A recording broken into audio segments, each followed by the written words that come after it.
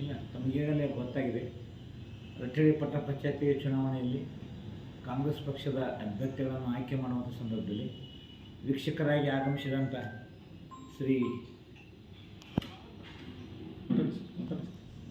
ಪಟ್ಟಣ ಪಂಚಾಯತಿ ಚುನಾವಣೆಗೆ ನಮ್ಮ ಪಕ್ಷದ ವೀಕ್ಷಕರಾಗಿ ಆಯ್ಕೆ ಬಂದಿದ್ದ ಶ್ರೀ ಸಲೀಂ ಅಹಮದ್ ಅವರು ಮತ್ತು ಆಂಜನೇಯವರ ಸಮ್ಮುಖದಲ್ಲಿ ನಮ್ಮ ಪಕ್ಷದ ಹಿರಿಯರು ಕೂಡಿಕೊಂಡು 15 ವಾರ್ಡ್ಗಳಿಗೆ ಸರ್ವಸಮ್ಮತ ಅಭ್ಯರ್ಥಿಯನ್ನು ಆಯ್ಕೆ ಮಾಡಿ ಅವರನ್ನು ಕೆಲವರು ನಿನ್ನೆ ಮತ್ತು ಕೆಲವರು ಇವತ್ತು ನಾಮಪತ್ರ ಕೊಡಿಸುವಂಥ ಕೆಲಸವನ್ನು ನಮ್ಮ ಪಕ್ಷ ಇವತ್ತು ಮಾಡಿದೆ.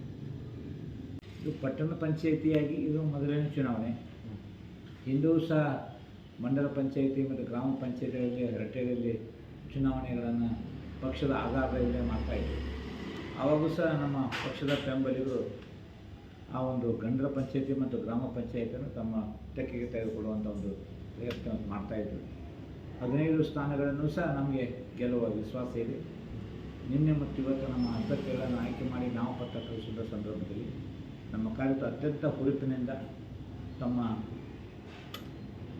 ಉತ್ಸಾಹವನ್ನು ತೋರಿಸಿದ್ದಾರೆ.